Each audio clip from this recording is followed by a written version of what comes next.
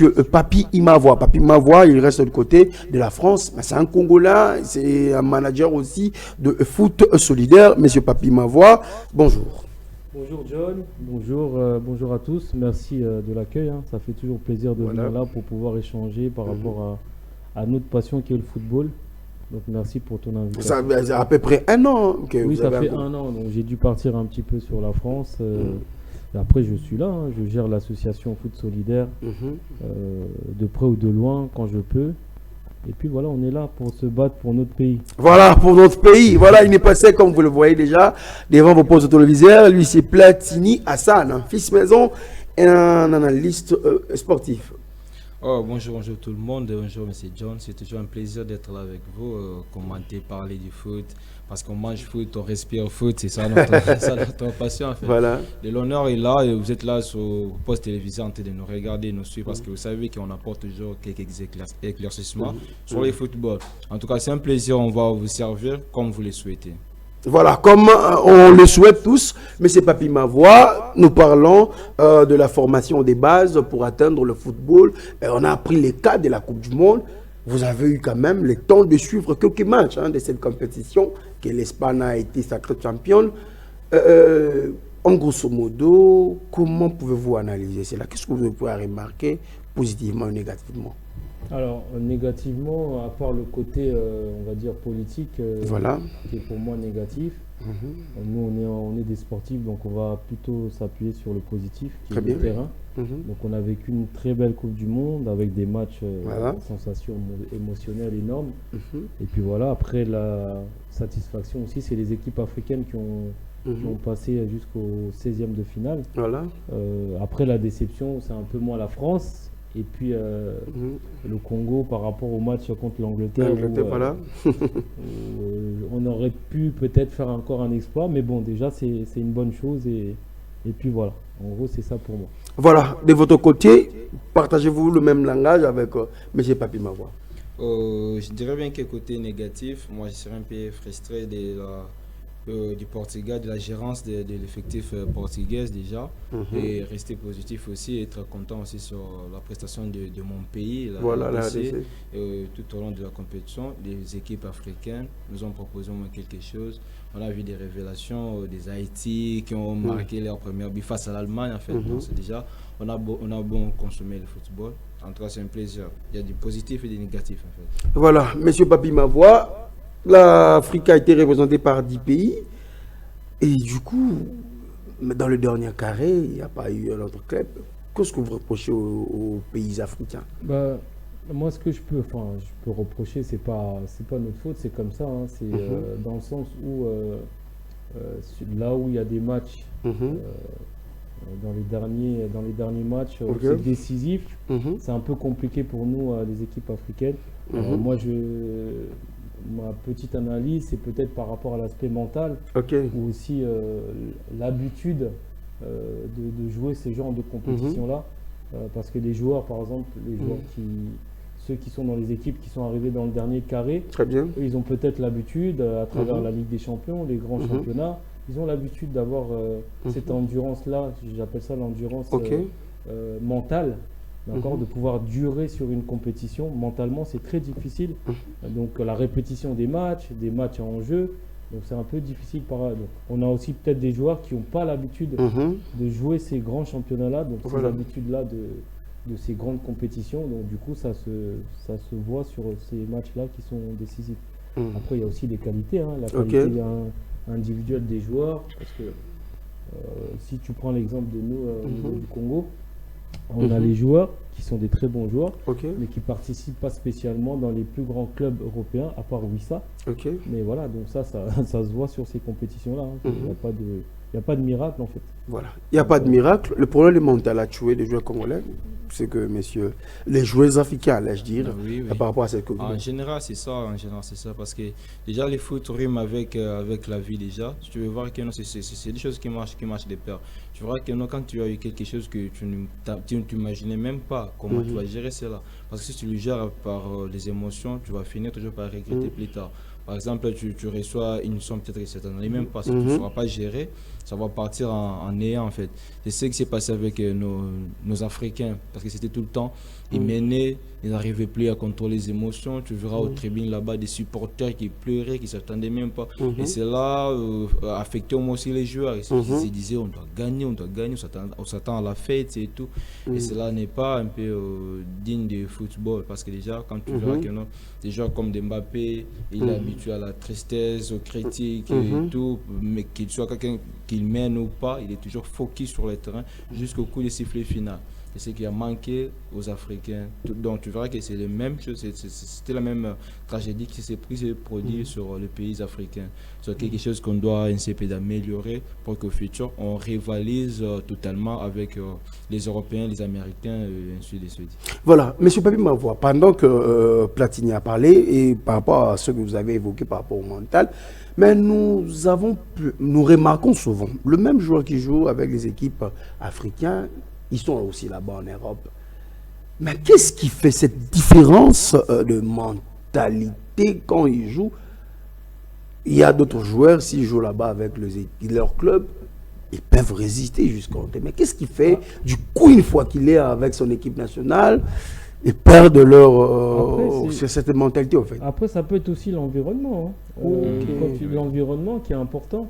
C'est-à-dire tout est mis en œuvre, par exemple l'équipe de France, tout est mis en œuvre pour que ces joueurs-là soient performants pendant la compétition.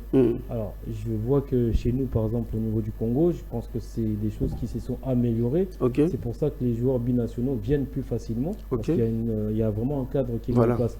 Je prends l'exemple du Sénégal, avec tout ce qui s'est passé, où on apprend que le coach, il n'a pas signé le contrat avant. Il y a tout cet environnement-là qui fait que c'est pas, enfin, je veux pas dire que c'est pas professionnel, parce que ça devient de plus en plus professionnel, mais c'est aussi ça la différence. Où les joueurs sont vraiment mis dans. J'ai entendu aussi le Sénégal encore comme exemple, où il y a eu des histoires de repas, où les joueurs ont été à l'extérieur de l'hôtel pour pouvoir manger. J'y étais pas, je sais pas si c'est la vérité, mais bon, tout ça, ça montre que on doit encore s'améliorer dans toutes ces choses-là. Le football, c'est pas que le terrain. Il y a aussi tout l'environnement qui est mis en place pour que les joueurs puissent être aux meilleures dispositions, pour qu'ils puissent être performants lors d'un objectif, lors d'une compétition. Et la Coupe du Monde, c'est la plus haute des compétitions. Donc les autres sont mieux préparés des fois. Aussi, et je reviens sur l'aspect mental, la préparation mentale. On parle de préparer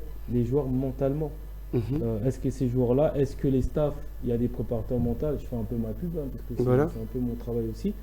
Est-ce que on prend en considération qu'il y a une préparation mentale à avoir, pas seulement sur l'aspect technico-tactique, mais aussi dans la gestion du stress, du stress, des émotions, parce que les équipes africaines, comme tous les pays, je pense, mais je prends par exemple nous au niveau du Congo, de la part d'un joueur congolais, c'est beaucoup de pression, parce que il y a aussi notre histoire, il y a aussi ce qu'on vit en ce moment, donc il faut porter tout ce poids-là. D'accord. Et si émotionnellement on n'est pas prêt, si mentalement on n'est pas prêt, ça peut aussi agir sur le physique. Trop de pression, j'arrive plus à courir, j'ai des crampes. C'est vraiment quelque chose de très important. Donc je pense que nous, on doit s'améliorer sur ça, d'où la différence avec les autres équipes qui ont, eux, des joueurs qui ont l'habitude d'être dans ces compétitions-là de haut niveau. Ils ont l'habitude, ils ont de l'endurance mentale, ils sont prêts à supporter une certaine pression. On parlait tout à l'heure d'un joueur comme Mbappé, on peut parler sur lui, peu importe, il n'a pas fait ci, il n'a pas fait ça, il est focus, comme tu disais tout à l'heure, sur l'événement. Voilà. C'est mentalement, c'est haut niveau, c'est très très très haut niveau. Très très haut niveau. Platini Hassan, vous êtes journaliste. Pendant cette campagne de la Coupe du Monde, vous avez regardé la RDC jouer. Qu'est-ce que vous avez aimé de plus? Des choses positives vous avez vu avec l'équipe nationale RDC, et quelles a été des choses négatives que nous pouvions éviter pour les prochaines échéances? Déjà, pour les prochaines échéances, ça sera catégoriquement différent, parce que c'est des changements qui seront faits à l'effectif. Déjà, tu verras que non, La RDC a commencé, c'est un peu des paliers, tout ce qui était comme objectif, le premier but, la première victoire, et tout. Et marquer autant de buts comme Yohan Louis, qui a marqué 3 buts lors de la compétition, c'est déjà énorme, c'est déjà énorme. Maintenant, au sein de l'effectif, comme on énumère toujours les mentales déjà, tu peux jouer avec Cristiano Ronaldo, mais ce n'est pas devenir comme Cristiano Ronaldo ou avoir son mental. Déjà, l'effectif, quand vous avez déjà 2-3 personnes déjà ensemble, c'est déjà 3 comportements aussi différents. Mais essayer un peu de mélanger tous les 3 comportements-là pour trouver un comportement qui pourra nous aider, qui sera là comme notre guide. C'est ce qui cause assez de problèmes. Tu verras que il y a certains de nos joueurs qui jouent à l'étranger avec des mentales solides là, mais quand ils viennent là à l'effectif, c'est comme s'ils sont ici au pays, ils sont ici au fond du pays. Donc c'est pas logique. Suite à quoi? Parce que tu verras que nous sait que les matchs se jouent à l'intégralité de 90 minutes. Donc je sais bien que je dois tenir jusqu'au fond. Et déjà il vient là quand il sait que moi je peux pas, toi si tu peux avancer, il te dit le gars tu vas avancer pour essayer un peu d'aider. Et l'autre qui dira que non, c'est ton boulot, tu dois continuer de le faire. Voilà. C'est quelque chose qui n'est pas assez propre. Tout cela se joue à la base. Déjà, des joueurs comme Souma Dembélé, des Barcola, ils ont grandi avec le football, ils vivent avec le football. C'est tout le temps, ils savent que non, si je fais ça, ça sera ça, si je ne fais pas ça, ça sera ça. Est-ce que nos joueurs, bien sûr, ils grandissent avec ça, mais quand ils deviennent à la sélection, est-ce que c'est ce qu'ils vivent? C'est pour cela, mais c'est pas pu m'avoir évoqué ce problème de l'environnement, peut-être. Voilà, l'environnement peut affecter quelque chose. Je dirais que non, un fruit peut anéantir 1000 fruits. Voilà. C'est correct. Donc, positivement. Positivement, c'est correct déjà. Mais déjà avec des mentaux, parce qu'on a déjà là 80% de nos joueurs qui sont binationaux, c'est déjà des mentales assez neufs qui viennent déjà à l'effectif. Déjà, des autres sont là comme des spectateurs, ils regardent, lui il fait ça, il se comporte comme ça, il se comporte comme ça. Donc moi aussi également, je dois me comporter comme ça, même si ce n'est pas indirect, qu'il ne manifeste pas cela. Voilà. Mais tu verras, tu vois aussi la ligne. Donc c'est quelque chose qu'on doit vraiment marteler, surtout le comportement, l'état d'esprit au sein de notre équipe. Voilà, et maintenant sur le plan positif, vous avez oublié d'évoquer. Non, je dirais bien que tout a été positif. À l'attente, parce que après 52 ans, vous participez à la Coupe du Monde. Après 52 ans, nous avons marqué le premier but. Oui, on a marqué le premier but, on a gagné notre première victoire, on a passé aussi au premier tour déjà. Et déjà, imagine-toi déjà avec l'aide, parce que tu verras que Bakambu, à tout moment, il parlait déjà des scandales passant à l'Est déjà, tu vois, il joue avec ces choses-là en tête, le gouvernement, le pays, les diasporas qui le parlent toujours, on mise toujours l'argent sur vous et vous devez faire quelque chose. Voilà. Donc tu vois, ce sont des pressions comme ça que les joueurs arrivent au moins à gérer. Ils sont là, ils souffrent, ils sont nos étendards, ils doivent souffrir sur le terrain. Mais au retour, qu'est-ce qu'ils attendent aux oreilles? Donc ils ont essayé quand même de tenir jusqu'à la fin, ils sont à féliciter en fait. Voilà, ils sont à féliciter. Monsieur Papi Mavoie, vous vivez du côté de la France, vous êtes aussi un Congolais, un binational aussi également. Quels ont été vos sentiments 52 ans après de voir la RDC faire un match nul contre le Portugal, perdre difficilement contre la Colombie, gagner l'Ouzbékistan et tomber en la 75e minute contre l'Angleterre? Moi déjà, 52 ans, j'ai 52 ans, donc j'ai pas vu d'équipe du Congo dans la Coupe du Monde. Donc c'est une fierté. Et nous de la France là-bas, on a vraiment vécu ça, c'était vraiment quelque chose de grandiose.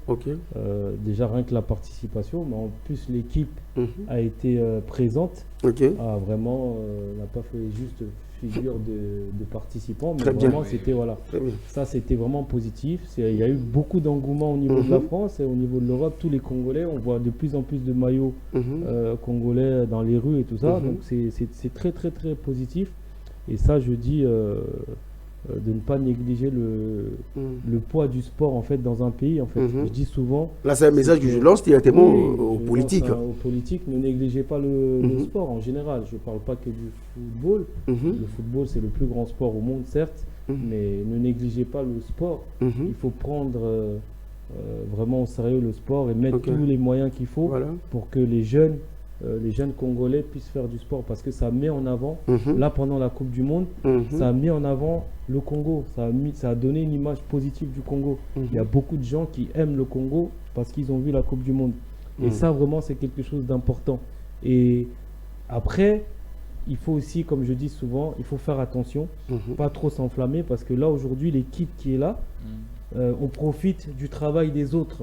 Parce que tous les joueurs qui sont là, c'est des joueurs qui sont binationaux, qui ont été formés, à part certaines exceptions. Chancel Mbemba, Fiston Kalamaele, Meshak Elia. Les autres, ils sont formés en France ou en Europe. Et il ne faut pas se voiler la face. Très bien. Donc là, on parle du football congolais. Donc on met tout ça. Donc il doit avoir un mélange, comme je prends l'exemple de ce qui marche aussi des autres équipes africaines. Voilà. Le Sénégal, la Côte d'Ivoire, le Maroc. C'est des joueurs, il y a des joueurs qui sont formés dans leur pays, jeunes, et qui partent ensuite dans des gros clubs. Parce qu'il faut qu'on fasse aussi la promotion du joueur congolais. Il faut que les joueurs congolais soient bien formés, qu'ils puissent avoir l'opportunité de jouer dans des grands clubs européens. Et ces joueurs-là vont jouer en équipe nationale. Et ils auront l'habitude de ce qu'on disait tout à l'heure, ils auront l'habitude de supporter la pression de la Ligue des Champions dans ces choses-là, pour que lorsqu'ils se retrouvent à la Coupe du Monde et sur des matchs couperets, qu'ils soient en capacité mentale de pouvoir tenir cette pression-là. Donc c'est ça. Nous, on a les joueurs qui n'ont pas l'habitude. Qui n'ont pas l'habitude. C'est des joueurs qui jouent soit en première division, soit en deuxième division, mais ils ne sont pas dans les clubs type top.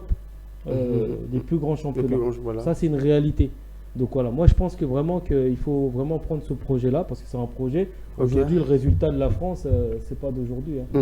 Ça fait plus de 30 ans qu'il y a une politique qui est mise en place par rapport à la formation des joueurs français.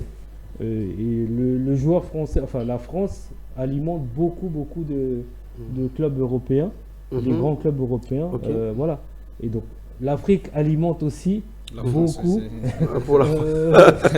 Donc on voit d'où vient l'origine, la source. La source est ici.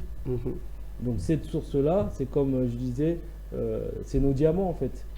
Nous, nos diamants servent qu'à aller enrichir à l'extérieur, mais nous-mêmes, on ne bénéficie pas de rien. Donc il faut qu'on prenne soin de nos diamants, qu'on les prenne en main, qu'on commence à les tailler pour qu'ils puissent aller faire ce qu'il faut faire ailleurs s'il faut, mais à travers l'équipe nationale, ils vont être représentants du pays. Voilà, ils vont être représentants du pays. Pouvez-vous ajouter quand même quelque chose par rapport à ce que M. Pemavo a dit? Oui, c'est déjà une bonne chose déjà. Dans le football, il y a une politique qu'on devait arrêter. Il y a si vous constatez, mais il y a les transferts. Il y a des joueurs qui partent libres, des transferts libres, des agents libres. Genre, tu verras qu'un joueur peut changer de nationalité, il laisse ses origines pour représenter notre pays. Mais il faut savoir c'est suite à quoi, pourquoi il a laissé son origine pour représenter d'autres. Il quitte là où il a été formé pour venir présenter son pays. C'est déjà quelque chose qu'il faut poser trop de questions sur. Déjà, tu verras que Cédric Bakambu formé en France, mais il a préféré, bien qu'il n'aura pas le temps déjà, mais il a préféré laisser la France pour venir présenter la RDC. On a vécu cela tout au long de la compétition. On a des amis, on a des contacts influenceurs sur des réseaux sociaux qui sont congolais, mais ils vivent à l'étranger. Ils sont ici des parents congolais, mais ils n'ont jamais connu le Congo. Et ils te poseront des questions, ils diront comment vous avez arrivé à vivre la compétition chez vous? Comment vous avez à vivre ça? Parce que chez nous, c'est énorme. C'est énorme, mon gars, je te dis que non. Il y a des blancs qui veulent acheter des Varese, nos maillots, porter le maillot de Léopard, parce que nous sommes reconnus sur tous les plans, musical et tout. C'est quelque chose. Si on part sur les bases, est-ce que la RDC, combien de joueurs il a fourni ici peut-être pour être reconnu à l'étranger? Je ne sais pas s'ils sont combien. Parce qu'on n'a pas des centres de formation, on n'a pas des footballs du quartier qui sont un peu reconnus, que dans tel quartier, il y a des compétitions, il y a des joueurs, il y a des enseignements, je ne sais pas, j'en passe. Donc c'est quelque chose, on doit revenir à nos sources. On peut faire appel au gouvernement et c'est un peu de l'énergie que vous misez sur les léopards quand ils arrivent dans des grandes compétitions. En tout cas, les ministres et tous les présidents de la République, veuillez commencer dès le départ. Déjà, à la base, vous êtes Congolais, vous restez au pays, mais vous constatez bien que non, on ne vit pas notre championnat. Il y a des matchs qu'on n'arrive même pas à regarder. Voilà. Il y a des matchs qui se jouent, qui sont délocalisés tout le temps, suite au stade, suite aux des infrastructures. Donc, essayez un peu de commencer à construire notre championnat pour revivre encore des émotions pareilles à des grands championnats avec des mélanges des binationales et des joueurs locaux comme les font le Sénégal, le Maroc, les Égyptes et tout. Ça sera en tout cas une bonne chose vraiment. Voilà, Monsieur Papi Mavoie, par rapport à la thématique, est-ce possible aussi de voir la RDC atteindre le sommet dans le football en regardant aujourd'hui, parce que vous l'avez parlé en pensant, l'équipe française qui fait peur d'ailleurs ces temps-ci avec l'équipe espagnole par rapport à leur schéma tactique qui sont toujours dans les tops. Qu'est-ce que vous voyez là-bas et ce qui n'est pas encore avec notre pays, la RDC, et qu'il faut-il faire? Alors, je prends l'exemple de... Bon, il y a l'Espagne, ils ont leur philosophie de football, ils ont leur manière de former aussi leurs joueurs basée sur le tiki-taka, donc ça veut dire c'est le jeu court. Les enfants, quand ils sont petits, ils jouent sur des terrains réduits pour pouvoir améliorer la technique. En France, il y a une autre manière de travailler, mais par contre, en France, le résultat de l'équipe de France aujourd'hui, qui gagne quand même depuis quelques années, c'est les conséquences d'un projet, d'une politique qui a été mise en place depuis plus de 30 ans. La formation à la française aujourd'hui, c'est que dans les clubs, il y a des éducateurs, donc je reviens sur là où je viens, de la région parisienne, le plus grand vivier au monde. C'est le plus grand vivier au monde où aujourd'hui 53 joueurs qui ont participé à la Coupe du Monde avec d'autres pays sont issus de la région parisienne. D'accord, donc il y a une formation qui est faite parce que aussi dans la région parisienne il y a beaucoup d'immigrés, il y a beaucoup de joueurs d'origine africaine qui fournissent le football africain. Il y a beaucoup de joueurs qui sont dans des clubs dans la banlieue parisienne, qui sont formés par des très bons éducateurs, qui sont aussi africains comme nous, et qui font un travail énorme pour les clubs professionnels. Ces joueurs-là sont promus dans les clubs professionnels, qui partent des fois à l'étranger. Donc c'est ça en fait, c'est ce travail-là de base que nous on n'a pas au Congo. Voilà, donc je reviens sur ce que je disais tout à l'heure. Pour moi aujourd'hui l'équipe nationale, même si c'était très positif, on a fait une très belle Coupe du Monde après 52 ans, mais pour moi, je le répète comme je l'ai dit dans d'autres émissions avec toi John, c'est que c'est l'arbre qui cache la forêt. Il faut qu'on reprenne en main la formation de base. Et pour former des enfants, des jeunes footballeurs ou des sportifs, parce que je ne mets pas que le football en avant, il faut des infrastructures, il faut des terrains. Sans terrain, on ne peut pas jouer au foot. Et sans terrain, un gamin ne peut pas répéter contrôle-passe, ainsi de suite, c'est impossible. Donc il faut aller à la base. Il faut aller à la base. Il faut que dans chaque commune, il puisse avoir un club local qui forme des joueurs, qui fait ce travail-là pour la fédération, parce que c'est ça qui se passe.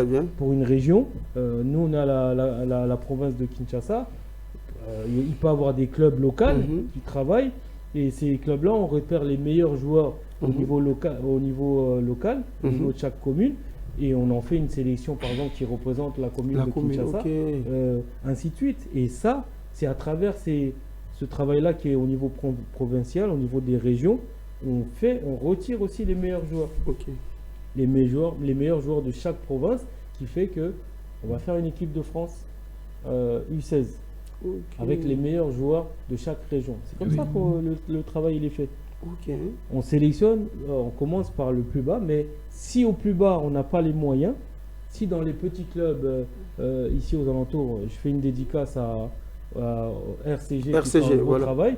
Moi je le vois, c'est pas quelque chose qu'on m'a raconté, je vois. Mais s'ils n'ont pas les moyens, s'ils n'ont pas de terrain, s'ils n'ont pas pour pouvoir faire ce travail-là, s'il faut aussi former les éducateurs qui sont là, toutes ces choses-là qui doivent être faites, ça ne peut pas remonter jusqu'à l'équipe nationale. C'est aussi simple que ça. Donc c'est ce que fait la France. C'est ce que fait très bien depuis des années en France, et ils ont aussi la base, c'est qu'ils ont des joueurs qui sont formés, ils ont des diamants qui sont taillés, ça devient des Mbappé, ça devient des Olysée, même s'il n'a pas été formé en France directement, mais les Ousmane Dembélé, ils sont là nombreux. Voilà, mais il y en a d'autres qui arrivent, donc vous ne pouvez pas imaginer il y a des Akliouche, des Cherki. Voilà, il y en a plein d'autres qui arrivent, et tout ça, ils viennent d'où? Ils viennent d'où? Ils viennent d'ici, de l'Afrique. Mais ils ont été bien formés. Donc nous, on a des joueurs ici. Formons nos joueurs, mettons des politiques sportives en place pour former les sportifs, pour les éduquer, et on va sortir des bons sportifs. Et ces sportifs-là, ils peuvent être promus ailleurs, parce que si on ne met pas les moyens au niveau de nos championnats ici, mais ces joueurs-là peuvent aller participer dans des plus grands championnats. Tu prends le Sénégal, les Sadio Mané, tout ça, il sort de son pays. Il est arrivé à Metz, il s'est retrouvé. Aujourd'hui, c'est un grand joueur. Et il joue pour son pays. Donc c'est ce travail-là que nous, on doit comprendre. Mais là-bas, il faut créer des infrastructures. Très bien. C'est ça le moyen premier qu'il faut utiliser. Il faut former des éducateurs. Tout ça, c'est le deuxième moyen. Il faut mettre une vraie politique en place par rapport à ça.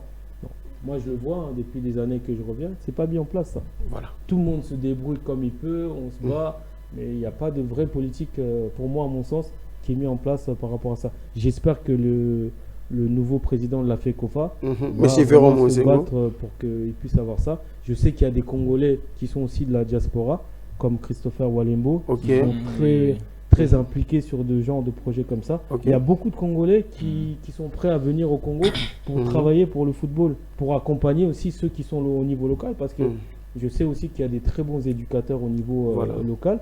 Donc, faisons cette osmose-là pour que on puisse faire vraiment faire avancer le football congolais.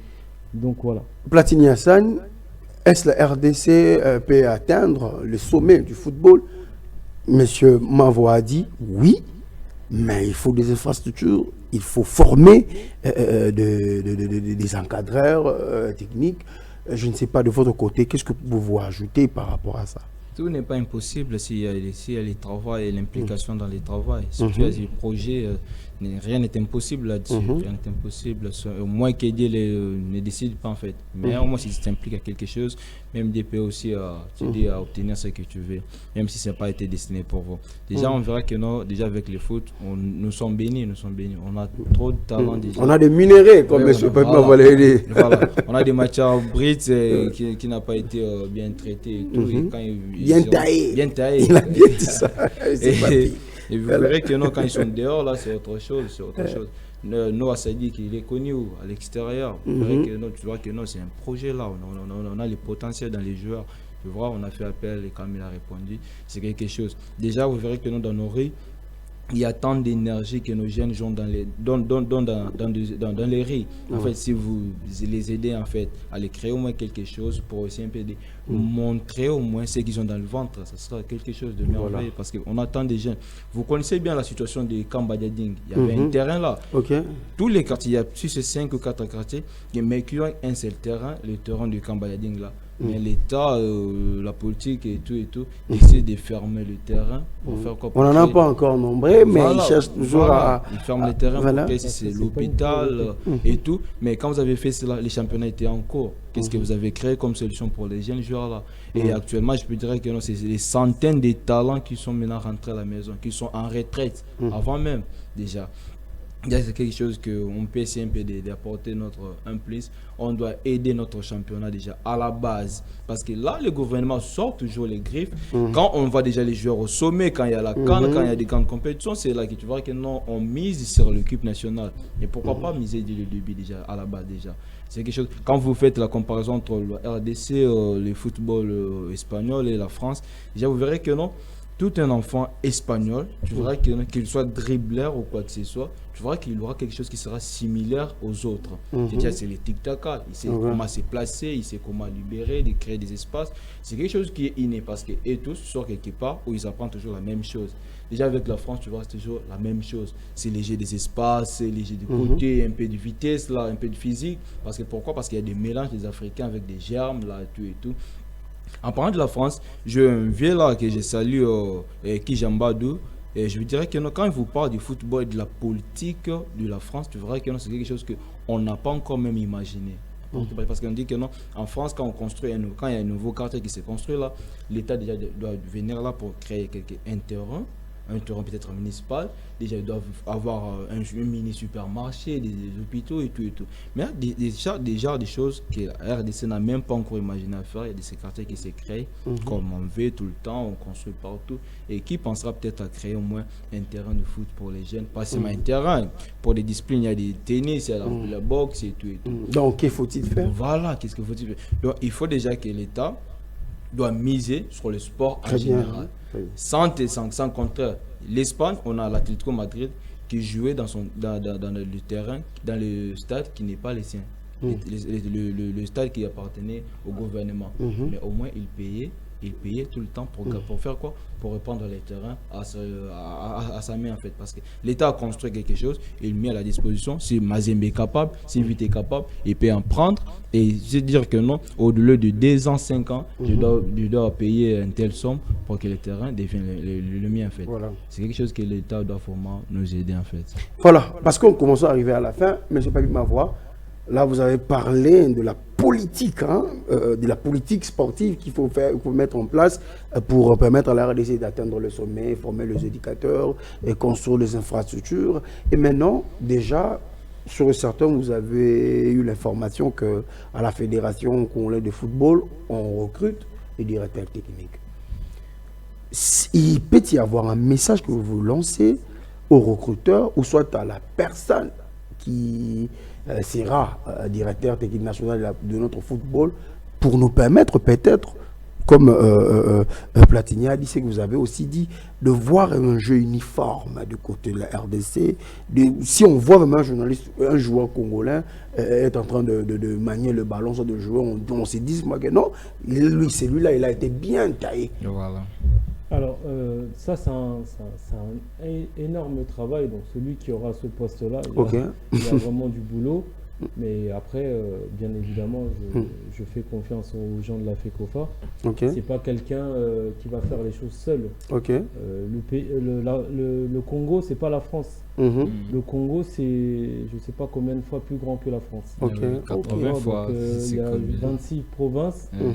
Donc on parle pas que de 145 territoires. Donc, une seule personne comme ça pour pouvoir mettre en place. Voilà, c'est vraiment il faut vraiment une équipe compétente où les tâches vont être réparties pour pouvoir vraiment développer la base. On parle juste de base. Une fois que la base elle est mise en place, là on peut aller sur d'autres choses et ainsi de suite pour que ça puisse se rejoindre avec l'équipe nationale. Donc je ne vais pas m'éterniser pour pas être trop long, mais je pense que il y a du travail. Après j'envoie le message, il y a plein de Congolais qui ont envie de travailler pour le football congolais. Je parle de travailler, pas du bénévolat. Du bénévolat, moi j'en fais avec mon association. Voilà, foot solidaire. Voilà. S'il y a des moyens qui sont mis en place, il faut aussi des compétences. Et donc le DTN, c'est une compétence. J'ai vu la liste, tout ce qu'il faut comme critère, c'est beaucoup de compétences. Mais ça sera une personne qui doit être accompagnée avec d'autres personnes qui ont des compétences aussi pour pouvoir faire ce travail-là d'araignée. C'est vraiment un gros travail. Et c'est un projet, c'est pas en 2-3 ans que ça va changer. Voilà. La France, c'est 30 ans, c'est même plus. 30, voilà. Donc c'est des années de travail. Mettre ce football-là sur les bons rails. Et puis voilà, c'est ça que j'envoie comme message. On est là. Je suis là. Il y a d'autres frères qui sont là. Il y a beaucoup de compétences. On a beaucoup, dans tous les domaines. Il y a beaucoup de compétences qui sont à l'extérieur, qui ont envie de venir donner un coup de main, travailler avec nos frères qui sont sur place. Qu'on souffre ensemble un peu, voilà. Voilà. Alors, Platini Hassan, on est arrivé à la fin. La RDC va prendre pour la Coupe du Monde plus de 13 millions de dollars. En étant analyste sportive, je ne sais pas, qu'est-ce que vous vous donnez comme conseil à la FECOFA, dans notre ministère des Sports? On a remporté un jackpot là, et comment on va gérer cela? Comment on saura qu'on a gagné quelque chose sur le plan international? Ça sera bien vu si on les verra dans les airs en fait. On dirait que non, on avait remporté quelque chose. Et Kabouamate. Voilà, maintenant, ma part. Le problème de 13 millions parce que Galonge.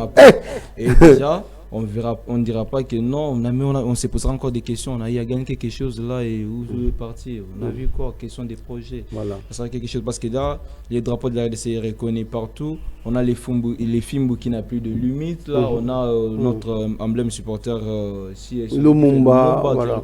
Qui a été d'ailleurs, sa photo a été figurée parmi la célébration de la finale. C'est quelque chose. Et déjà, quand il voit, tout le monde voit ça, c'est le Congo ça. Et quand il descend sur le terrain pour venir voir le Congo, là, c'est du chaos, c'est ce qu'il trouve ici. Et déjà, il y a déjà un projet qui est déjà mis en marche déjà. mais les projets c'est mieux, mais l'arrêtant c'est encore plus mieux. Voilà. Vous avez songé, vous avez pensé à nous offrir quelque chose, des bons projets, mais c'est un peu d'aller jusqu'au bout, de ne pas baisser les bras. En tout cas, on est là, il y a des énergies, il y a des talents qui sont gâchés là dans les rues, et d'aider vraiment à prouver au monde que nous, au Congo, on peut aussi produire des bons fruits là, comme on a des bons produits, comme on a des bons minéraux, on peut les traiter nous-mêmes, bien les tailler et les faire vendre à l'extérieur aussi du pays. Vendre à l'extérieur du pays. Mais c'est pas vraiment on est arrivé à la fin, quand même, Foot Solidaire organise un tournoi apparemment du côté de Tchango. Je suis venu aussi par rapport à ça, donc on organise un tournoi mardi prochain pour des enfants de 13-14 ans. De 8 équipes, donc c'est un petit tournoi pour, parce qu'il faut toujours faire des actions. Ça va nous permettre un peu de sensibiliser les jeunes sur la protection des jeunes. Qu'est-ce que c'est la protection? Parce que malheureusement, ça continue encore des agents qui partent un peu en Afrique pour vendre du rêve aux familles, aux enfants, qui font des détections, qui prennent des $100 avec 500 gamins et qui finissent par les laisser tomber. Donc nous, on continue ce travail-là de sensibilisation. Parce qu'il faut savoir où on met les pieds, et des fois les familles ou les enfants ne savent pas où est-ce qu'ils mettent les pieds. Donc c'est important de continuer ce travail-là. Voilà, merci beaucoup, monsieur Papi Mavoie. Merci aussi à toi, à Platini, à Hassan, de répondre présent à notre invitation. C'est un honneur, en tout cas, on est fiers d'être là. Voilà, très bien.